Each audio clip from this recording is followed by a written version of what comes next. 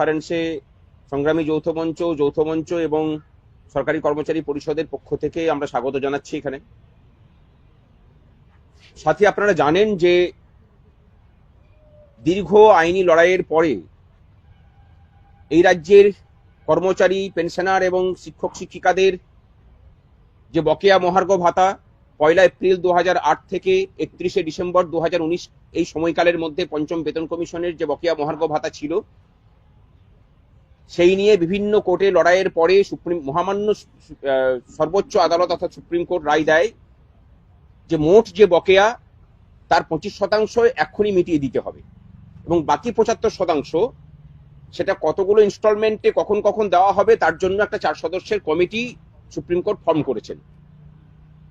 তারা বিচার করবেন এবং তারপরে 6 মার্চের মধ্যে তারা রিপোর্ট দেবেন। 31 মার্চের মধ্যে তার ফার্স্ট ইনস্টলমেন্ট দিতে হবে।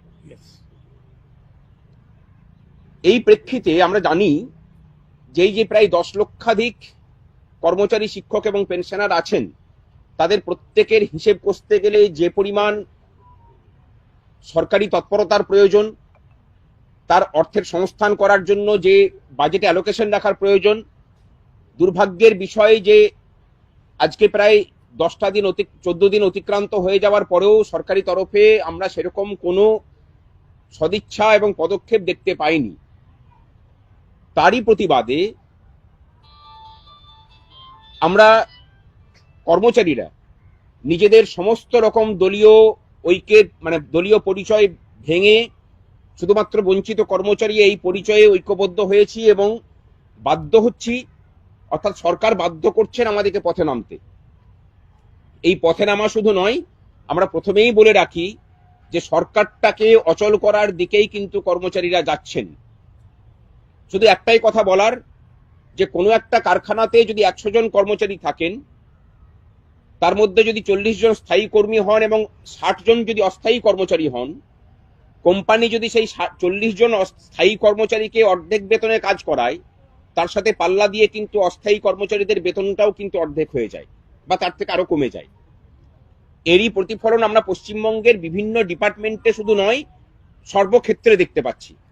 অর্থাৎ ডিএর এই যে লড়াই, সেই লড়াইটা শুধুমাত্র কর্মচারী পেনশনারদের লড়াই নয়, বরং আপামর পশ্চিমবঙ্গবাসীর লড়াই। এখানে এটাকে মাথায় রেখে আমরা আগামী 26 তারিখ সমস্ত কর্মচারীদের পক্ষ থেকে ধর্মতলায় জমায়েত হয়ে এক মহা মিছিলের ডাক দিচ্ছি এবং সেই মিছিল কালীঘাটের দিকে যাবে। ধর্মতলা থেকে আমরা ডাক দিচ্ছি যে কালীঘাট চলো। অনেকে হয়তো বলতে পারেন যে কালীঘাটের দিকে যাওয়া কেন? আমরা মনে করছি যে সুপ্রিম কোর্ট রায় দিয়ে দেওয়ার পরেও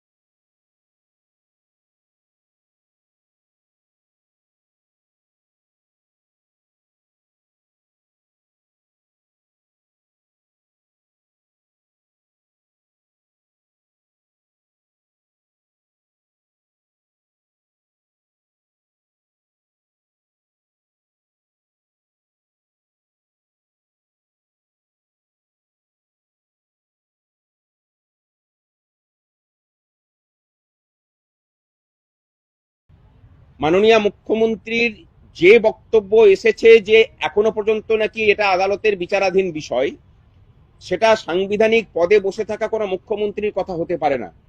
সেটা কোনো দলীয় কোনো পদাধিকারীর তার কথা হতে পারে। তা আমরা মনে করছি যে দলীয় পদাধিকারী যেহেতু কালীঘাটে থাকেন, তাই কালীঘাটের দিকে যাওয়াটাই সমীচীন। কারণ তাকে জানানোর প্রয়োজন যে আদালত কিন্তু তার চূড়ান্ত রায় ঘোষণা করেছে, সেখানে আর কোনো কিছু বিষয় বাকি নেই, তাকে মেটাতে বলেছে। এইটাকে কমপ্লাই করতে হবে এবং আমরা এই 26 তারিখের মধ্যে দিয়ে সরকারকে এটা জানিয়ে দিতে চাই যে সরকারটা তুমি চালাতে পারবে না। যদি প্রয়োজন পড়ে, এই যে যুবসাথী সহ বিভিন্ন প্রকল্প চলছে, এই প্রকল্পগুলো কিন্তু ব্যাহত করার দিকে আমরা যাব। কারণ আমরা যদি আমাদের অধিকার ফিরে না পাই, তাহলে এই সরকারের যে পরিষেবা, সেই পরিষেবাগুলোকে ব্যাহত করার জায়গাতেও কিন্তু সরকার আমাদেরকে যেতে বাধ্য করবে। আগামী 26 তারিখ 12:30টার সময় মেট্রো চ্যানেলের কাছে আমাদের জমায়েত হবে এবং সেখান থেকে মিছিল যাবে কালীঘাটের দিকে। বাকিটা বিশ্বজিৎ দা বলবেন, যৌথ মঞ্চের কনভেনার। সেটা সেই দিনে ঠিক হবে পরিস্থিতি দেখে। আমরা তো কালীঘাট চলোর ডাক দিয়েছি। নমস্কার। সংগ্রামী যৌথ মঞ্চের অন্যতম আহ্বায়ক ভাস্কর ঘোষ তিনি বলেছেন যে আমরা রাজ্যের কর্মচারীরা, শিক্ষক মহাশয়গণ, শিক্ষাকর্মী বন্ধুরা, সমস্ত অংশের এই যে রাজ্য কোষাগার থেকে যাদের বেতন হয় তারা একত্রিত হয়ে আগামী 26 তারিখ 26শে ফেব্রুয়ারি আমরা কালীঘাট চলোর আহ্বান রাখতে বাধ্য হয়েছি।